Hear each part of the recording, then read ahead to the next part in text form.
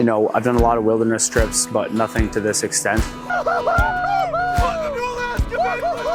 The whitewater experience for the rest of the group is definitely lacking. I don't understand what he means by that though. Yeah, makes sense. Stay up. Stay up. Here we go. Now we go down. Yeah, the adventure really starts today. All the way. There we go. Oh, I just missed it. Let's go. Oh, that's awesome. Coming through, boys. Coming through. Coming through. Welcome back to BushBros Outdoors. And oh boy, do we got a good one for you.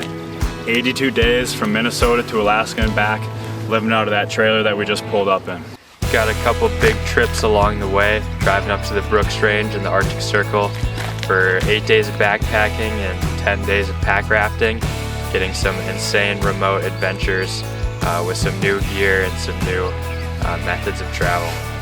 We won't be able to post on YouTube throughout this whole trip, so make sure you follow us to keep up to date on Instagram and YouTube Shorts at BushBros Outdoors. If there's one thing we learned in our 8 days so far, the destination's important, but the journey is what it's all about. We can't wait to share it with you.